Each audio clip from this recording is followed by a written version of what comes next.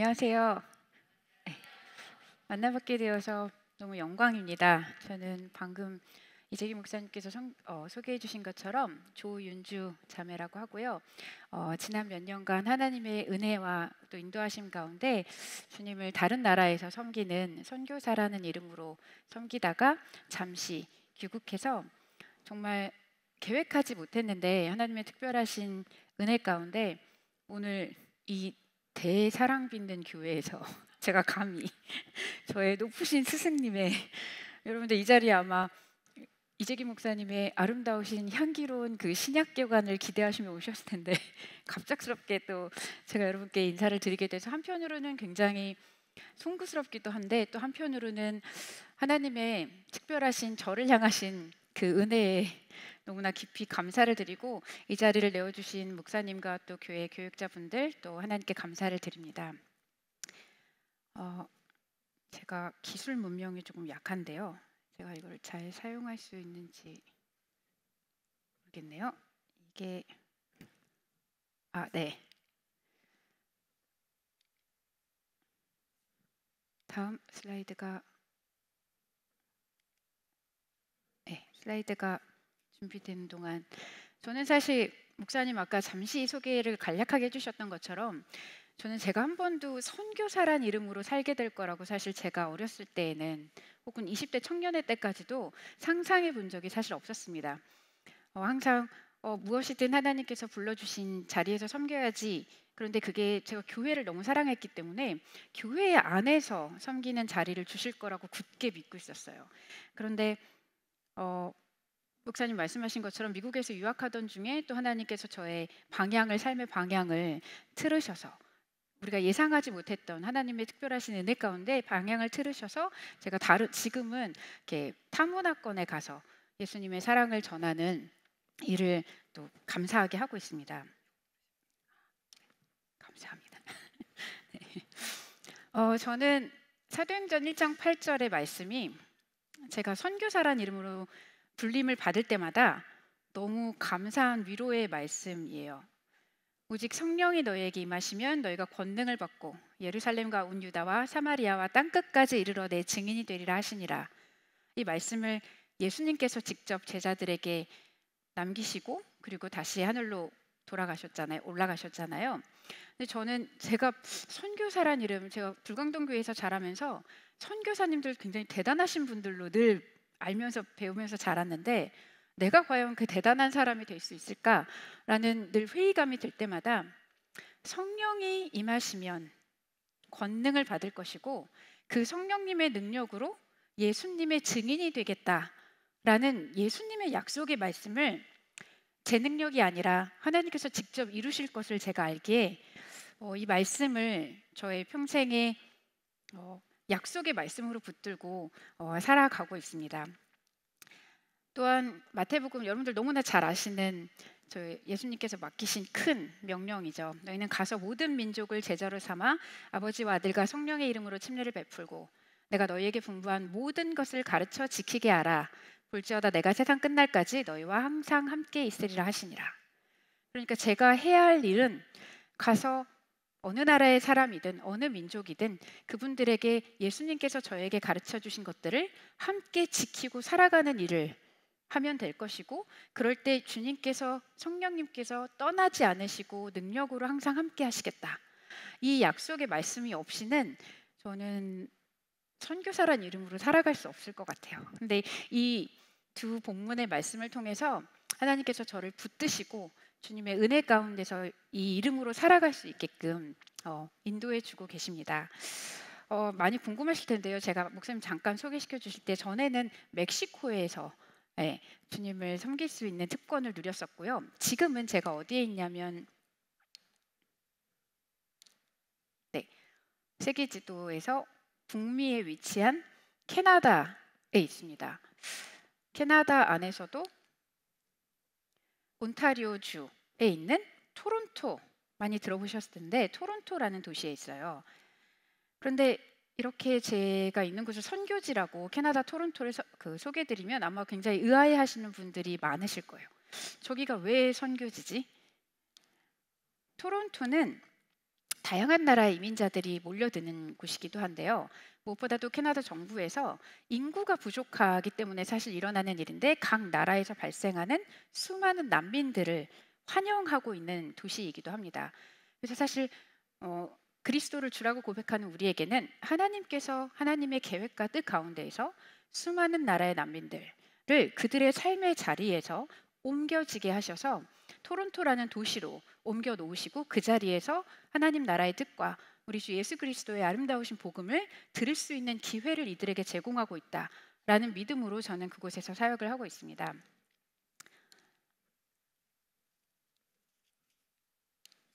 네, 특히 그래서 저는 그곳에서 난민들을 섬기고 있는 일들을 하다가 돌아왔는데요. 저는 그곳의 지역교회인 피플스 교회라는 곳과 협력을 하면서 사역을 하고 있어요. 그 피플스 교회 안에는 세계 선교팀이 있고 또 그 세계 선교팀 아래에 난민 사역팀이 있습니다. 그 난민 사역팀에서는 4채의 집을 난민들에게 임시 보호소로 약 3개월에서 길게는 5개월간 머물 수 있는 집을 운영하고 있고요. 또 이 난민들이 보통 공항에서 직접 이 집으로 오게 되거든요. 그러니까 사실은 난민의 자격을 아직 정부로부터 인정받지 않은 상태에서 집으로 오게 됩니다. 그래서 이들에게 난민 자격을 인정받을 수 있도록 서류 작업을 도와주고 또 이들이 교육의 지원 기회나 혹은 직업 교육을 받을 수 있도록 서류 작업을 도와주는 정착 지원팀, 그리고 또 정부의 도움을 받아서 자립해서 살아갈 수 있도록 주택을 지원하는 주택 지원팀, 그리고 관리팀이라고 해서 이제 매니지먼트 팀인데 그 집들 안에 각각의 집들 안에 하우스 매니저와 밤 시간대에 그들과 함께 생활하는 나이트 매니저 팀, 이렇게 3개의 팀으로 이루어져 있는 난민 사역팀에 제가 지난 1월부터 소속이 되어서 함께 합류해서 그들과 함께 섬기는 일을 하다가 돌아왔어요. 잠시 그 사역을 잠시 소개해 드리려고요. 비디오에 사운드가 나올 수 있을까요?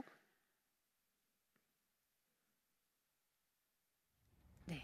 And over this past season, I've had the privilege of serving alongside Yoon within our refugee ministry underneath the People's Church.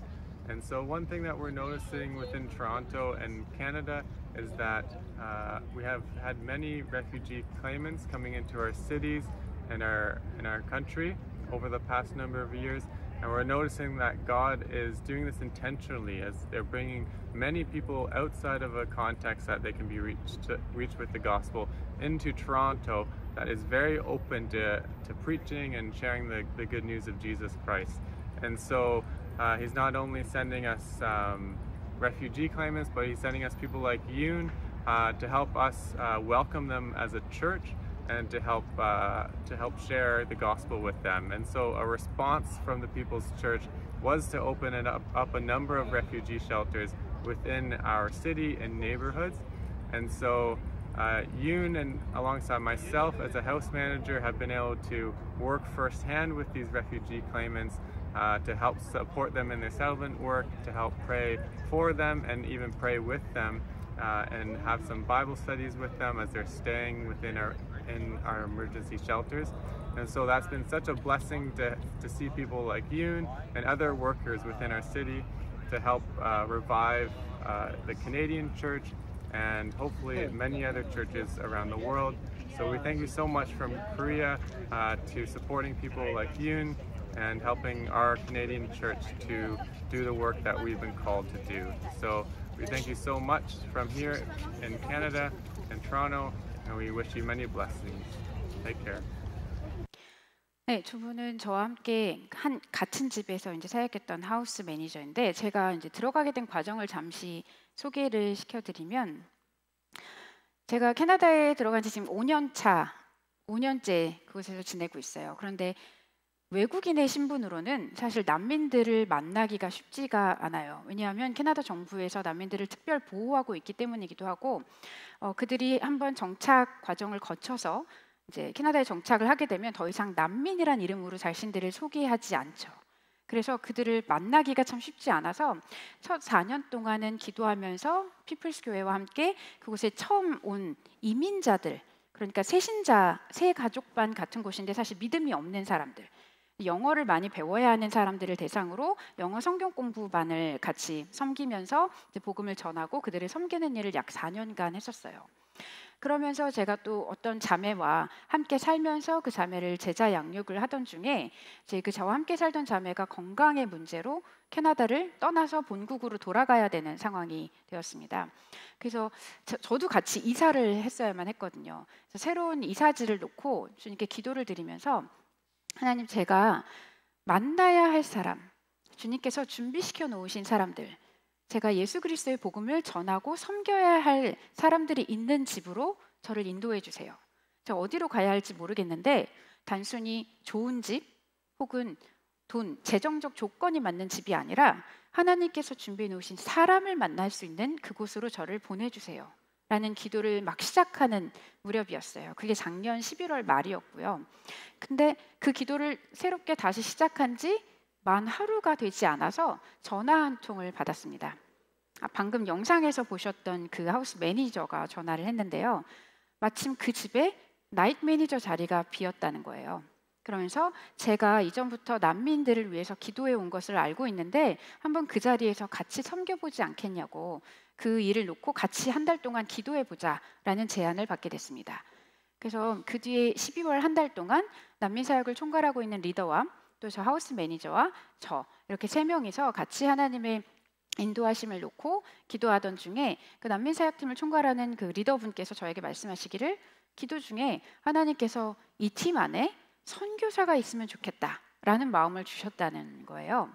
그래서 사실 마음이 좀 무거웠습니다. 그토록 바라던, 제가 기다리고 있었던 기회가 주어졌지만 동시에 나이트 매니저, 그러니까 관리자가 아닌 선교사를 그 집안에 두겠다라는 하나님의 특별하신 뜻이 있으셨다면 내 역할이 너무 중요한 거 아닌가라는 이제 좋은 부담감을 가지고 그 집에 1월 초부터 들어가서 살게 되었습니다. 잠시 아까 소개를 드렸지만 난민이라고 하면 이민자와는 좀 다르죠. 자신들의 의지나 선택이 아니라 이런 발생한 국가적 재난 혹은 전쟁 혹은 환경적인 기근과 같은 상황으로 인해서 자신들의 타의에 의해서, 외부적 요인에 의해서 그 삶의 터전에서 쫓겨나다시피 해서 온 사람들인 거죠. 그러니까 그들을 생각해 보면 난민이라는 말 안에 얼마나 많은 무력감, 자신들의 선택이 아닌 어쩔 수 없이 이주하게 된 포기감, 절망감, 두려움, 그 이름 안에 많이 들어가 있는 거죠. 그래서 난민이란 자격을 받고 싶어 하면서도 그 자격을 취득하기 위한 그 과정 속에서 이들은 끊임없이 나는 난민이야, 난 난민이 되어야만 도움을 받을 수 있어 라는 그 부정적인 자아 정체감을 계속해서 강고하게 쌓아가는 과정 중에 있습니다.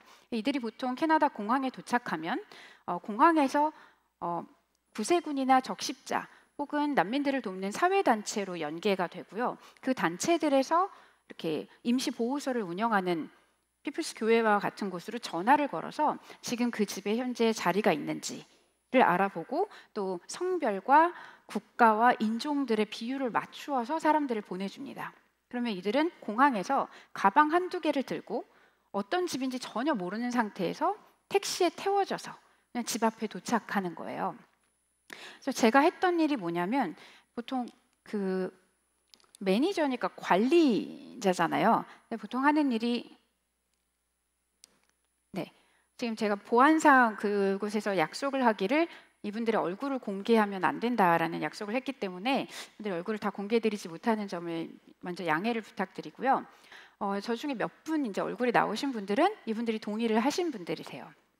저게 제가 살았던 집이고요. 제가 사는 동안에는 약 3개월에서 5개월 사이에 이분들이 계속 바뀌거든요. 이 집에 살다가 다른 집으로 보내지기도 하고 아니면 집을 구해서 나가기도 하고 자립하기도 하는데, 제가 사는 동안에 약 4채의 집에 적게는 8명, 많게는 15명이 함께 살고 있어요. 그리고 국가도 굉장히 다양합니다. 남미에서 오신 분들, 콜롬비아나 베네수엘라에서 오신 분들, 그러니까 빈곤의 문제로 오신 분들이 있는가 하면 아프가니스탄처럼 종교적 자유나 혹은 전쟁의 문제로 오신 분들도 있고요. 대대적인 난민이 발생한 국가, 예를 들면 우크라이나 같은 곳은 국가 정부에서 특별 관리를 하기 때문에 사실 만나기가 굉장히 제약이 많고 힘든 상황에 있어요. 제가 살던 집에 당시에는 주로 아프리카 대륙에서 오신 분들이 많았어요. 예를 들면 차드에서 온 사람이 있었고, 우간다에서 오신 분들이 있었고, 나이지리아에서 오신 분들이 있었고, 또 에티오피아에서 오신 분들이 많이 있었습니다. 그래서 저는 제가 했던 일은 기본적으로 원래는 저녁 7시, 그러니까 하우스 매니저가 퇴근을 하고 난 다음부터 다음날 아침 9시까지를 책임지는 거예요. 그래서 이분들과 함께 식사도 하고 기본적으로 삶을 같이 나누는 일입니다. 눈이 많이 오면 눈을 나가서 같이 치우고요.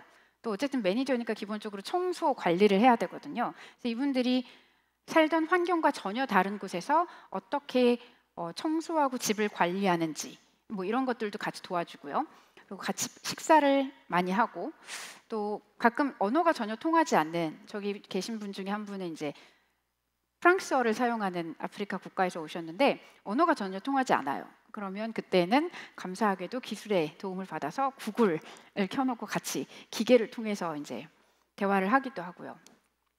그리고 생일이 있으면 생일 파티를 같이 합니다.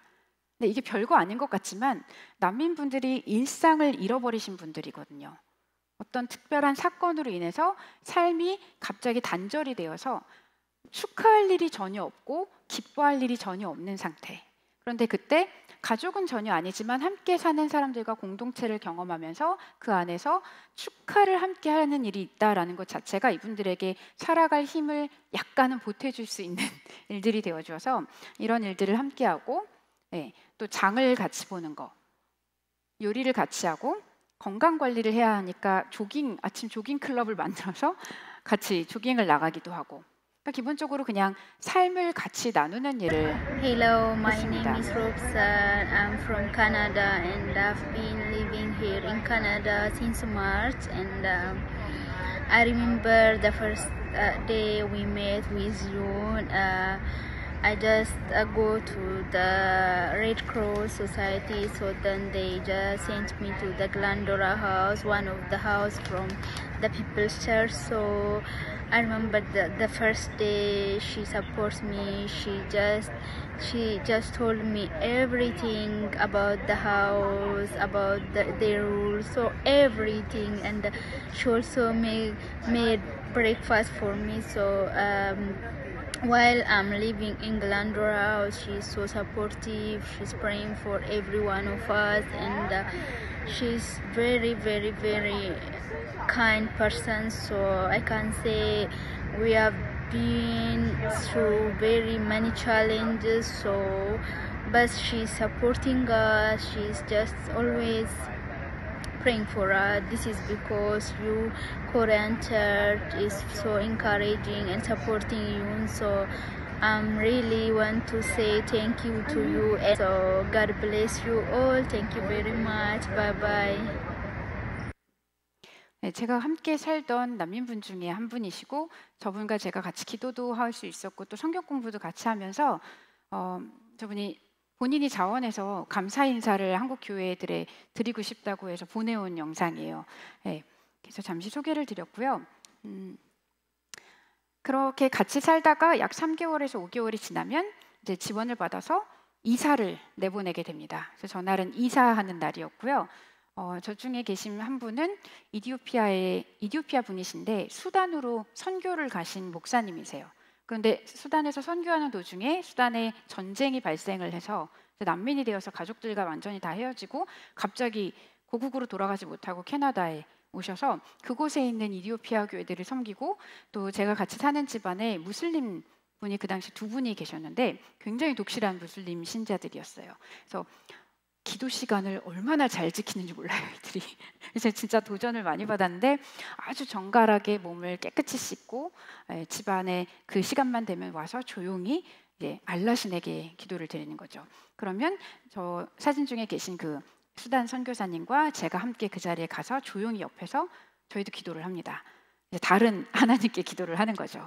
그래서 이분이 지금 기도하는 그 기도가 하나님 이 사람에게 예수 그리스도의 복음의 빛이 비추어져서 그 기도의 대상이 온전하신 참되신 하나님에게로 바뀌어질 수 있기를 함께 기도하는 그런 사역들을 하면서 지냈습니다.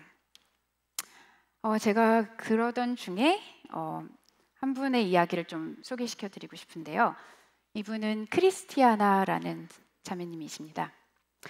제가 그 집에 들어가기 전에 이미 이 자매님이 그곳에서 한 2달가량 이미 생활하고 계셨었어요. 근데 제가 들어갔을 때 이분이 약간 악명이 높은 분으로 저에게 소개가 됐는데, 왜 악명이 높으냐면 그 같은 방에서 생활하시는 다른 여자분들과 계속 갈등을 일으킨다는 거예요. 근데 잠시 저희 집에서 제가 보여드렸던 되게 행복해 보이는 사진들을 보여드렸지만, 사실은 아까 말씀드렸던 것처럼 이 난민들의 삶의 조건 자체가 너무나 불안정한 상태에서 살고 있잖아요. 그리고 제각기 다른 나라에서 왔고 생전 처음 보는 사람들이랑 자신이 선택해서가 아니라 갑자기 주어지는 환경에서 함께 살아야 되는 상태에서 이제 생활을 하다 보니까, 또 이 중에는 어떤 분은 난민으로 자격이 인정된 분도 계시고, 또 어떤 분은 아직 자격이 인정이 안 된 분도 계시고, 또 생활하던 중에 어떤 사람은 직업을 찾고 어떤 사람은 아무리 시도해도 직업이 안 찾아지고, 이런 여러 가지 복합적인 상황 속에서 이분들의 스트레스의 레벨이 상당히 높으세요. 그리고 알 수 없는 미지의 그 미래에 대한 불안감도 굉장히 크고요. 또 그런 가운데 서로를 참아줄 수 없는 이 문화적 충돌, 차이로 인한 충돌도 엄청나게 많이 발생을 합니다. 그러다 보니까 사실은 되게 웃고 있는 사진, 서로 웃을 수 있는 순간들이 있지만 대부분의 경우는 긴장감이 감도는 상태에서 사실 생활하게 됩니다. 마치 살얼음판에서 이제 걸으면서 살고 있는 것 같은 그런 기분인데, 그래서 아까 말씀드렸다시피 선교사가 왔으면 좋겠다라고 말씀하신 그분께서 이제 기대하셨던 것은, 또 제가 함께 기도했던 것은, 여기가 단순히 사회적 인도 차원의 보호소가 아니라 교회의 이름으로, 즉 예수 그리스도의 이름으로 예수 그리스도의 사랑을 전달하고 예수님을 나타내는, 이제 선교의 차원에서 이 집을 운영하는 것이니만큼 선교사가 와서 소망이 없고 기쁨이 없고 그리고 절망밖에 보이지 않는 이들에게, 하나님과의 평안이 없고 사람들 사이의 평화를 경험하지 못하는 이들에게 예수 그리스도의 사랑을 전달할 수 있는, 그들과 함께 기도하고 그들을 위해서 기도하고 또 예수님을 나타낼 수 있는 선교사가 그 역할을 해줬으면 좋겠다라는 기대감이 있었던 거죠. 또 저도 그 일을 기도하고 있었고요. 그런데 맞닥뜨린 현실은 사실 굉장히 어둡고 매일매일 너무 긴장감이 높은 거예요. 그러던 와중에 아까 말씀드렸던 그 크리스티아나 자매님이 계속 문제를 일으키시는 거죠. 근데 사실 저분이 키도 굉장히 크시고 체격도 아주 좋으신 분이셨어요. 그런데 생각해 보세요. 이분이 50대 중반의 분이셨는데 갑자기 어느 날 자기 나라에서 떠나게 되어서 온 집에서 그 작은 방에 다른 나라, 막 우간다, 에티오피아 이런 데서 온 젊은 여성들과 같이 생활을 하는데 2층 침대를 써야 되는 거예요. 2층 침대 위로 올라가는 것도 너무 싫은데 어떤 사람은 코를 골고 어떤 사람은 늦게까지 음악을 듣고, 이 모든 거를, 이 불편함을 본인의 스트레스 상황과 같이 막 참을 수가 없으니까 계속 불평을 하고 문제를 일으켰던 거죠. 그래서 제가 이분 어쨌든 매니저니까요. 제 갈등을 해결하는 게 저의 주된 임무 중에 하나였어요. 표면적으로. 그런데 여러분 혹시 그 매니지먼트를 하시는 분이 여기 계실까요? 저는 사실 제가 지난 한 7개월 동안 제가 얼마나 정말 매니지먼트에 소질이 없는지를 너무 잘 경험하고 왔는데요. 사람을 잘 다스린다, 혹은 사람 사이에 일어나는 문제나 갈등 상황을 다스린다라는 게 너무너무 어려운 일이더라고요.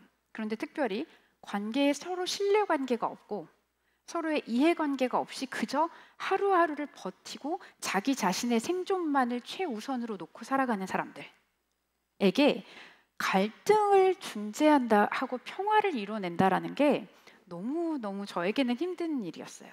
그래서 대부분의 사람들이 어떤 방식을 사용하는가 보았더니 그 위에 올라서서 군림하는 방식을 취하더라고요.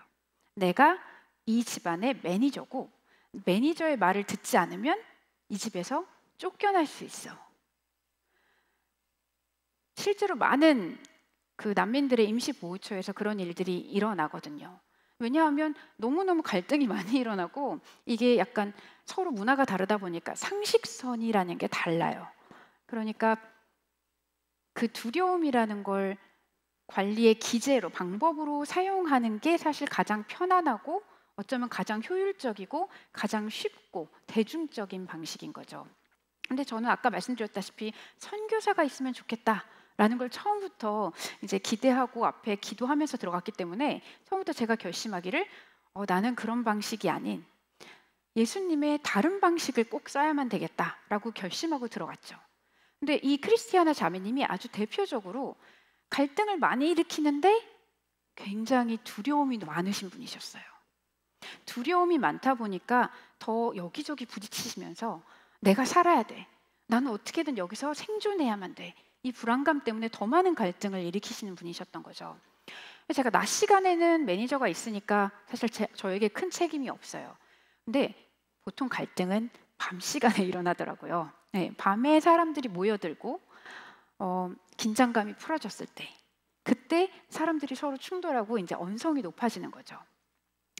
그래서 계속 밤 시간에 갈등이 일어나니까 한 번은 제가 이제 이 크리스티아나 자매님을 사무실로 초대를 했어요. 근데 저희 사무실에는 이 액자가 하나 걸려져 있습니다. 이게 저희 하우스 매니저가 페인팅 작업을 해서 걸어놓은 액자인데, 이게 요한일서 4장 17절의 말씀이에요. 온전한 사랑이 두려움을 내어 쫓는다. 이게 저희 사무실에 들어가서 앉으면 보이는 정면 자리에 딱 붙어 있어요. 제가 종종 그 자리에 앉아서 저 말씀을 묵상하면서 다짐하기를, 네 하나님, 이 두려움이 지배하고 있는 이 집에 예수님의 온전한 사랑을 선포하게 저를 사용해 주십시오.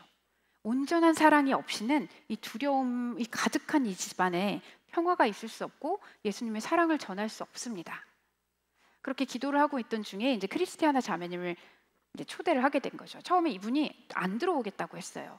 왜냐면 이분들에게 이 사무실은 약간 교장 선생님 방처럼 문제를 일으킨 어린 아이들이 들어와서 잘못을 반성하고 돌아가는 곳이거든요. 그러니까 항상 쫓겨날지 모른다는 불안감을 가지신 분들이 자기 자존심에 상처를 받으면서 억지 사과와 억지 반성을 경험하게 되는 곳, 그곳이 사무실이었어요. 그래서 저는 제 의도는 그렇지 않았지만 이분은 그 사무실에 대한 트라우마가 있는 거죠. 안 좋은 기억이 너무 많은 거예요. 그래서 들어오지 않겠다는 걸 막 설득을 해서 앉혀놓았지만 그날 저녁 대화가 잘 이루어지지 않았어요. 저는 저대로 상심하고 그분은 그분대로 안 좋은 기억을 가지고 그날 밤을 지내게 됐습니다.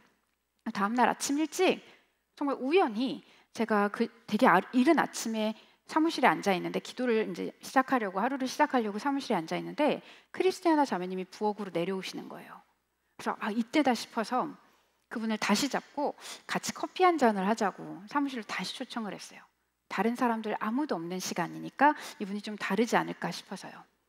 여전히 굉장히 내키지 않아 하시면서, 그런데 어쨌든 이른 아침이니까 조금 마음 상태가 다르셨던 것 같아요. 그래서 이분이 사무실로 들어오셔서 차분하게 앉아서 제가 이제 그 갈등이 되는 문제를 잘 타이르고 싶어서 이분에게 두려워하지 말라고, 쫓아내지 않을 거라고 그 얘기부터 시작하려고 입을 딱 열어서 그 얘기를 시작하는 순간 이분이 소리를 지르기 시작하는 거예요.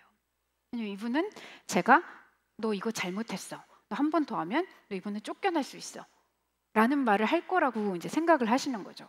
그러니까 그 두려움이 순간 이분을 집어삼키면서 이른 아침부터 막 제가 얘기를 시작하기도 전에 제 입을 막고 소리를 지르기 시작하는 겁니다. 저도 너무 당황스러워서 그 순간 내 말로는 이분을 지금 설득할 수 없구나, 기도밖에 할 수 없겠다 싶어서 이분을 진정시키기 위해서 그냥 무작정 꼭 안았어요. 근데 아까 잠깐 말씀드렸지만 이분이 키가 저보다 훨씬 크시고요, 체격도 훨씬 좋으신 분이세요. 그러니까 제가 안았을 때 그게 싫으면 얼마든지 이거를 이렇게 푸실 수 있는 분이시거든요.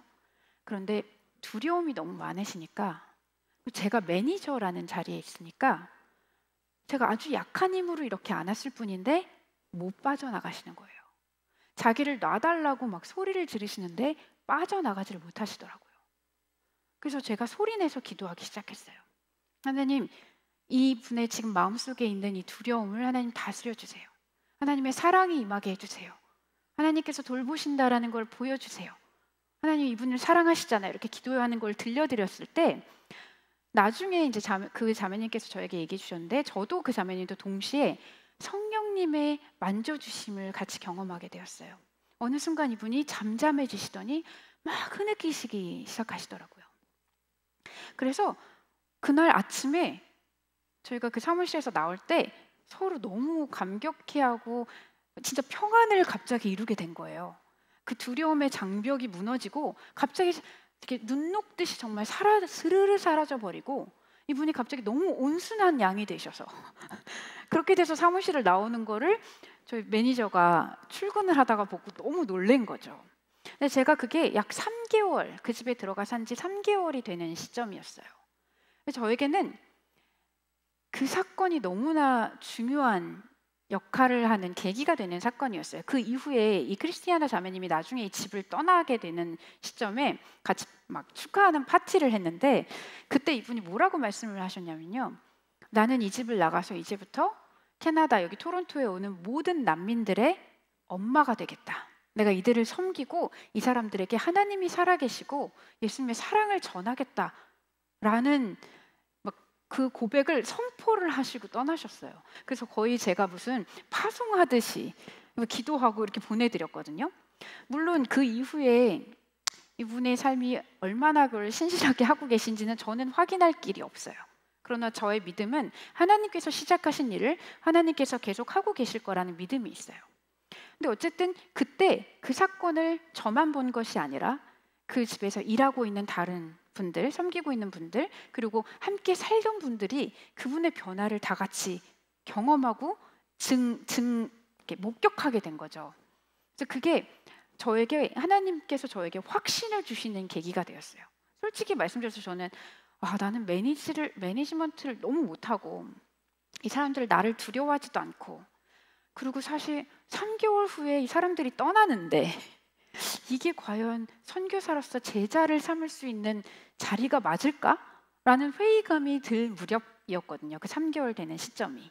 너무 짧은 시간이니까요. 그런데 하나님께서 이 크리스티아나 자매님을 통해서 저에게 이렇게 말씀하시는 것 같았어요. 내가 하면 하룻밤 사이에도 나는 일을 이룰 수 있단다. 우리의 지혜나 우리의 생각으로 보기에는 효율적이지 않고 합리적이지 않고 될 것 같아 보이지 않는 일들이 제가 그날 밤에 한 일이 정말 아무것도 제가 할 수가 없어서 그냥 기도하는 것밖에 할 수 없었거든요. 정말 성령께서 일해 주시기를 하나님께서 일해 주시기만을 구하는 것 외에는 아무것도 할 수 없었는데 그걸 통해서 하나님께서 내가 일하면 다 가능하단다. 나는 능력이 많은 구원하는 하나님이란다라고 선교사란 이름으로 가 있는 저에게 말씀해 주셨어요. 사실 제가 되게 많이 배울 수 있었던 은혜의 시간이었고요. 그래서 하나님께서 직접 하나님의 열매를 크리스티아나 자매님을 통해서 거두셨고 그래서 저는 그 이후로 이런 일들이 계속 일어나겠거니 이제 계속 이런 일들을 경험하면서 많은 열매를 맺는 기쁨을 누려야지 라는 기대를 가지고 있었습니다. 여기에서 제가 간증을 끝낼 수 있으면 참 좋겠어요. 그런데 사실 그렇지 않았습니다.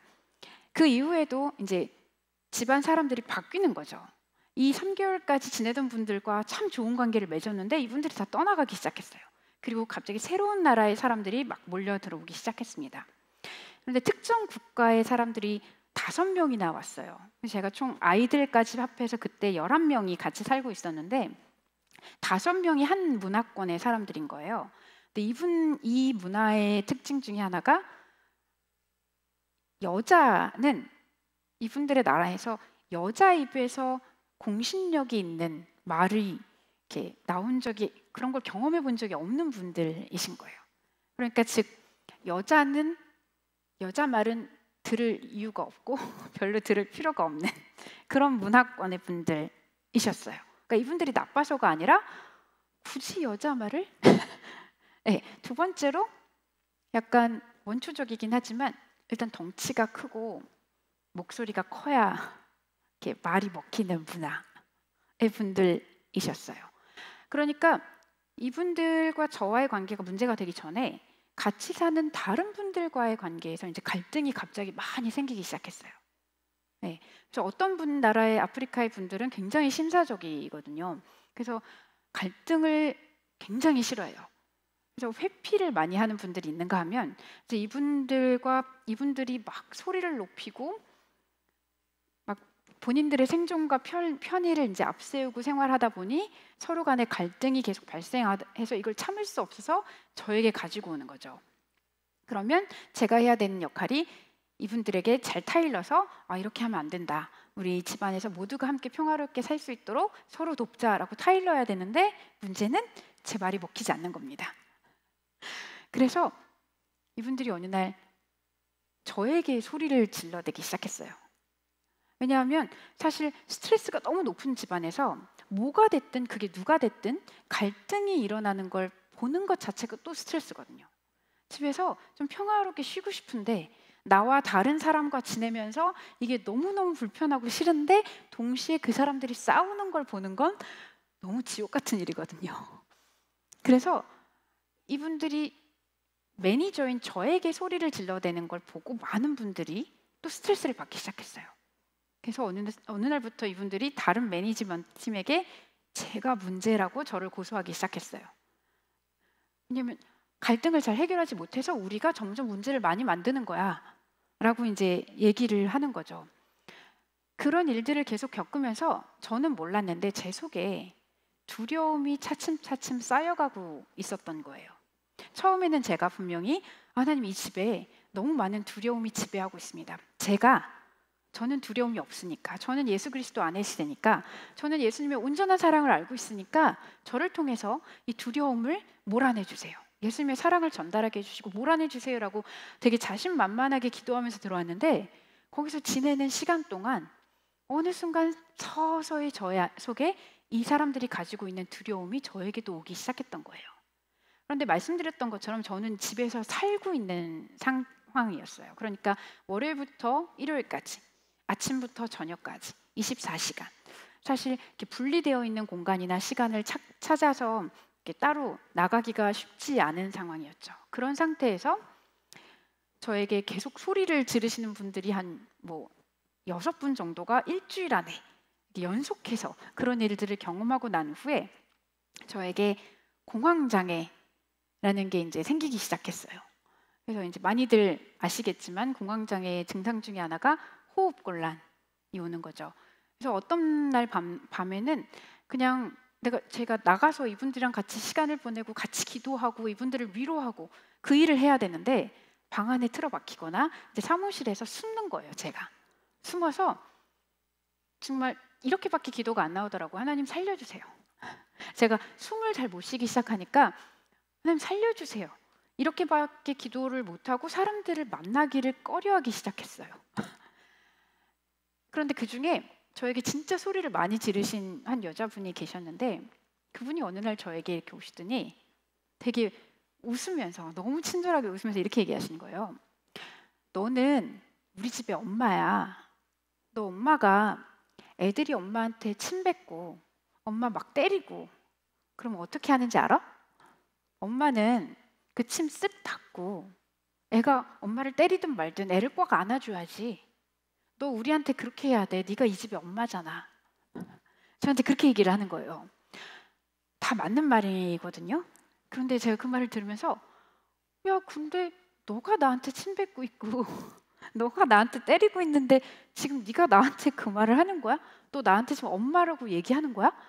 막 속에서 막 화가 치밀어 오르고 근데 이 사람이 나 이렇게 소리를 지르는 사람이니까 저도 두려워서 대꾸는 못하면서 동시에 분노가 막 여기서 막 올라오고 있는데 그 순간 예수님의 음성이 딱 들리더라고요.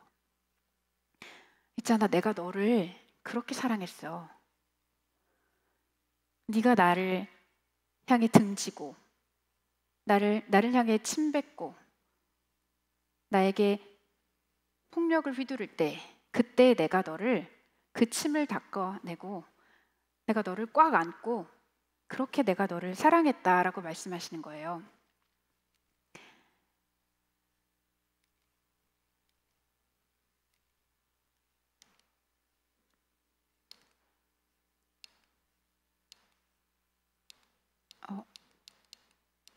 죄송합니다.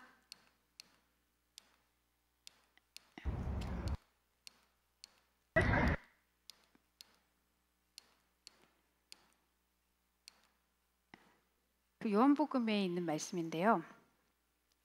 내가 진실로 진실로 너에게 이르노니 한 알의 밀이 땅에 떨어져 죽지 아니하면 한 알 그대로 있고 죽으면 많은 열매를 맺느니라. 자기의 생명을 사랑하는 자는 잃어버릴 것이요 이 세상에서 자기의 생명을 미워하는 자는 영생하도록 보존하리라. 사람이 나를 섬기려면 나를 따르라. 나 있는 곳에 나를 섬기는 자도 거기 있으리니 사람이 나를 섬기면 내 아버지께서 그를 귀히 여기시리라. 지금 내 마음이 괴로우니 무슨 말을 하리요. 아버지여 나를 구원하여 이때를 면하게 하여 주옵소서. 그러나 내가 이를 위하여 이때에 왔나이다. 이 말씀과 함께 그 겟세마네 동산에서 땀방울이 핏방울이 되도록 고뇌하시며 기도하셨던 예수님을 보게 해주셨어요. 아, 예수님 저를 이렇게 사랑하셨군요. 내가 이들과 전혀 다를 바가 없는 사람이고 그런 나를 하나님과 화평을 이루게 하시려고, 그런 나에게 평안을 주시려고 나를 그렇게 사랑하시고 예수님이 가신 그 길로 저를 부르고 계시군요. 사람이 나를 섬기려면 나를 따르라. 그런데 그 다음에 예수님이 괴로워하셨다는 말씀이 너무 위안이 되는 거예요. 우리 예수님의 사랑의 깊이가 어떠한지를 제가 그 이전보다 훨씬 더 깊이 경험할 수 있었던 순간이 제가 가장 괴로웠던 순간이었어요. 제가 이제껏 살면서 가장 심리적으로 연약하고 정신적으로 흔들리고 또 실제 육체적으로도 많이 힘들었던 그때, 가장 밑바닥이다라고 생각했던 그때 예수님이 나를 이렇게 사랑하셨구나에 대한 그 이해도가 그 어느 때보다 더 깊어지게 하셨어요. 그래서 사실 아직도 저는 회복의 은혜의 과정 중에 있습니다. 제가 그때의 일을 계기로 이제 언제든지 사실 공황장애 증상이 다시 찾아올 수 있고 그 트라우마라는 거를 경험하게 된 거죠. 사실 많은 난민들을 대할 때 이제 교육받는 것 중에 하나가 이들은 많은 트라우마를 가지고 있는 사람들이다. 그래서 굉장히 조심해서 대해야 된다. 이게 제일 그 강조되는 부분 중에 하나거든요. 그래서 제가 가지고 있었던 자부심 중에 하나가 뭐였냐면, 선생님 저는 트라우마가 하나도 없고요. 되게 심리적으로 안정되어 있고 정서적으로 안정되어 있고 건강한 사람이어서 예수님의 사랑을 누구보다 잘 나타낼 수 있을 거라는 일종의 자신감 아닌 자신감이 있었거든요. 그런데 이 일을 겪고 나서 이제 트라우마가 생긴 거예요. 근데 많은 사람들이 이렇게 얘기하고 실제로 난민 사역팀을 총괄하는 리더도 저에게 그렇게 얘기했는데, 상처를 받은 사람은 남에게 상처를 주죠. 네. 제가 두려움이 없었는데 그 집에 살면서 많은 두려움을 안게 되었어요. 그리고 이들이 저에게 그들이 상처받은 자들로서, 어둠에 속한 자들로서 저에게 상처를 계속 주는 거죠. 그래서 예수님의 사랑을 그때 깨달았지만 동시에 예수님 계속 저를 부르시는 거예요. 그 길로 오라고. 밀이 땅에 떨어져서 썩어야 열매를 맺지 않겠냐고. 나는 십자가를 지고 죽지 않았니? 라고 말씀하시는 거예요. 예수님이 죽으심으로 우리에게 생명을 주셨잖아요. 죽으심으로 그 십자가에서 하나님의 진노를 다 받으시는 가장 수치스럽고 가장 고통스러운 그 자리에서 그 자리를 지켜내시고 그 선택을 계속 반복해서 하시면서 우리에 대한 사랑을 증명해내시고, 그러함으로 인해서 제가 하나님과 화평을 얻고 제 삶에 없었던 즐거움과 소망이라는 게 생겼잖아요. 근데 그 일을 하는 사람으로 저를 부르셔서 그 일을 할 수 있는 기회를 주셨는데 저는 막상 그 자리에서 하나님 살려주세요를 하고 있는 거예요. 하나님 저 되게 건강한 사람이어야 이들을 섬길 수 있지 않나요? 내가 먼저 건강해야만, 그래야만 이들에게 예수님을 보여줄 수 있지 않나요? 왜 저를 이렇게 건강하지 않은 사람이 되게 하셨어요?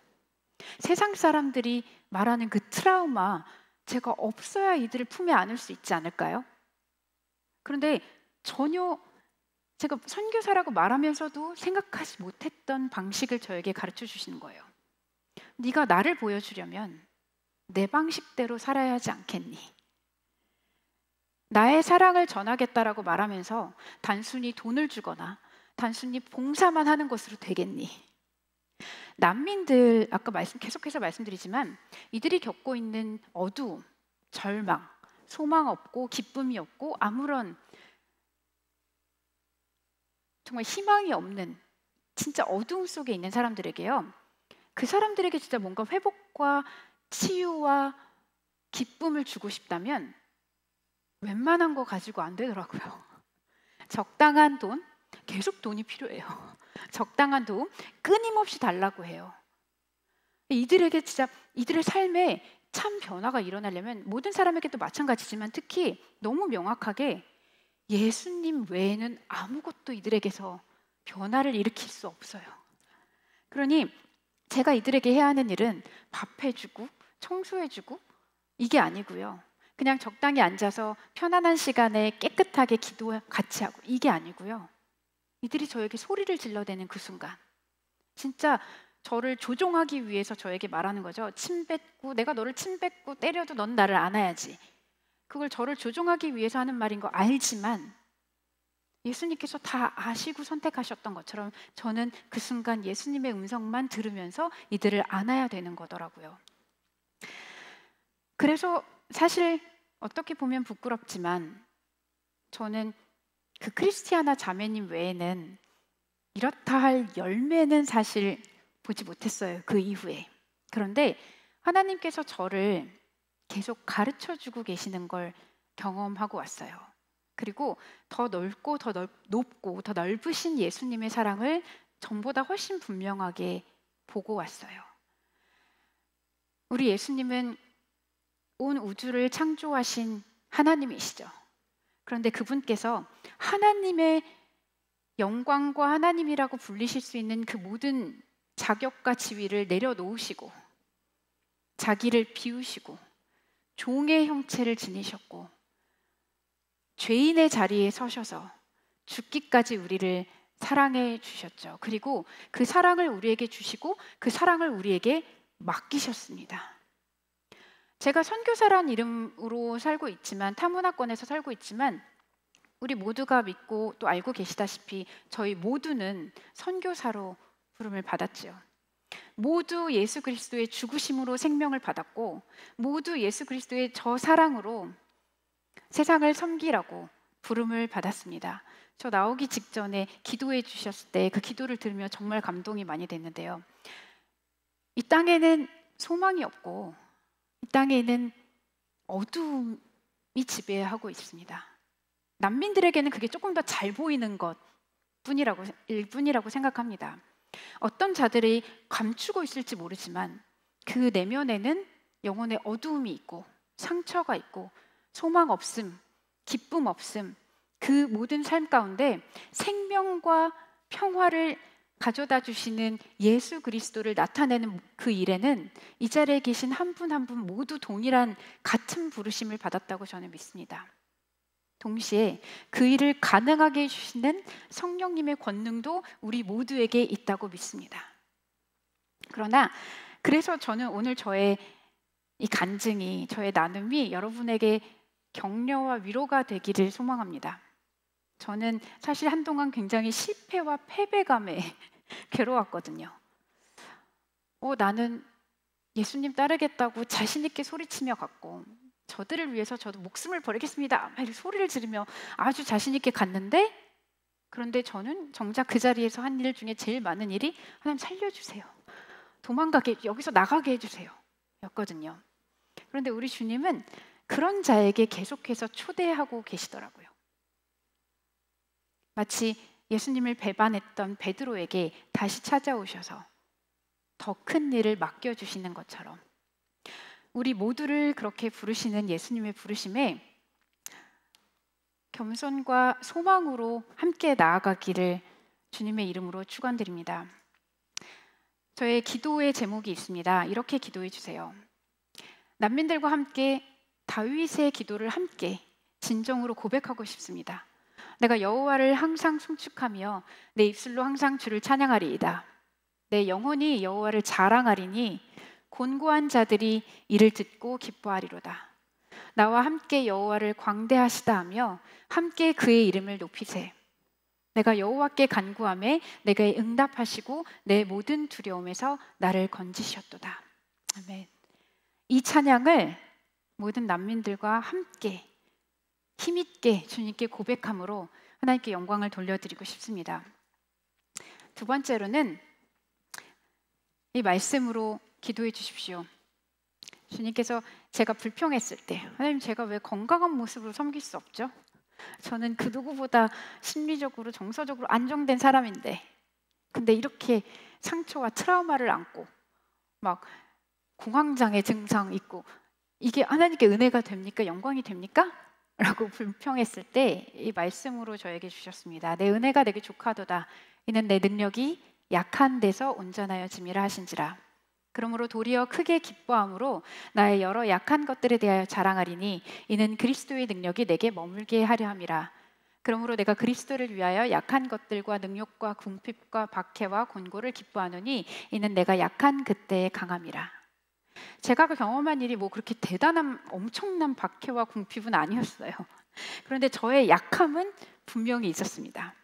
그런데 하나님께서는 크리스티아나 자매님을 통해서도 저에게 동일한 메시지를 주셨듯이 하나님의 강함이 하나님께서 직접 하나님의 영광을 나타내시는 분이십니다.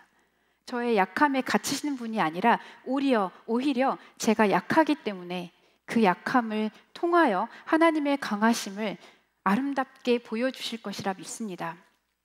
예수님께서도 부활하신 몸으로 나타나셨을 때 십자가의 자국을 그대로 지니신 채 우리에게 오셨죠. 사도 바울도 내가 그리스도의 그 고통의 흔적을 몸에 지녔다라고 말했습니다. 제가 여전히 하나님께서 저를 치료해 주시는 과정에 있지만 그 사도 바울의 고백과 같이 예수님을 닮아가는 그 자리에 이르기를 소망합니다. 그래서 저의 약함이 주님의 아름다우심을 드러내는 통로가 될 수 있도록 기도해 주세요. 마지막 기도의 제목입니다. 그리스도께서 나를 보내심은 침례를 베풀게 하려 하심이 아니요 오직 복음을 전하게 하려 하심이로되 말의 지혜로 하지 아니함은 그리스도의 십자가가 헛되지 않게 하려 함이라. 하나님의 지혜에 있어서는 이 세상이 자기 지혜로 하나님을 알지 못하므로 하나님께서 전도에 미련한 것으로 믿는 자들을 구원하시기를 기뻐하셨도다. 하나님의 어리석음이 사람보다 지혜롭고 하나님의 약하심이 사람보다 강하니라. 아멘. 제가 공황장애 증상이 나타나고 막 트라우마에 괴로워하니까 많은 분들이 이제 저를 아끼시기도 하시고 또 실제로 사역의 경험이 많으신 분들이 섬김의 자리를 떠나 있기를 많이 권하셨어요. 네, 저도 번아웃이라고 하죠.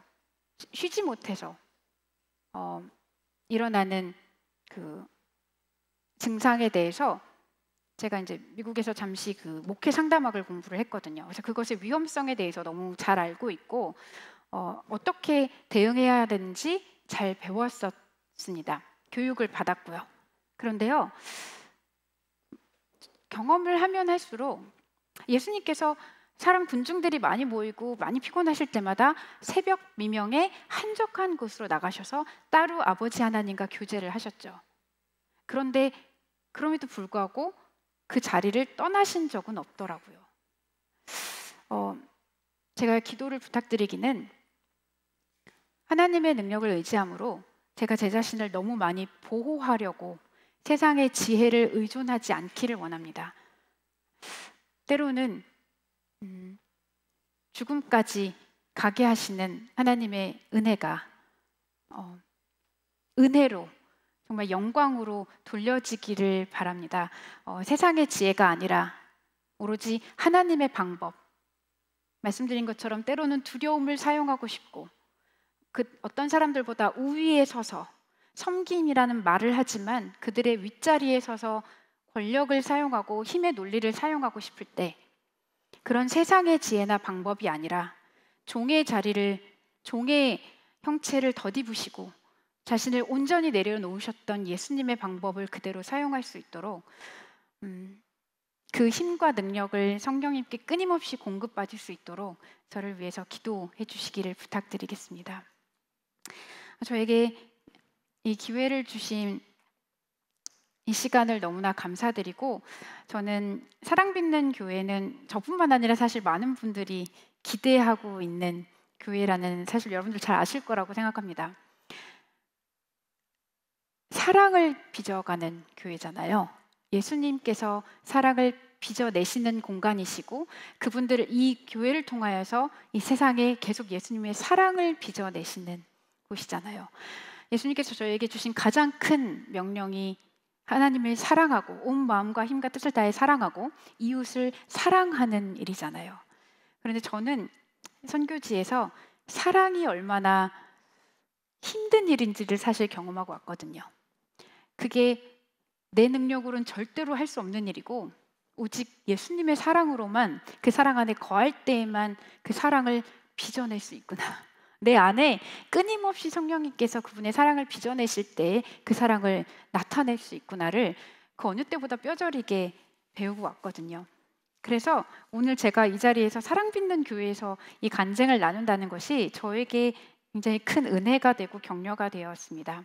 계속 감사드리고, 사랑 빚는 교회와 함께 저는 그곳에서 또 주님의 사랑을 함께 빚어내는 일에 최선을 다하고 있겠습니다. 감사합니다.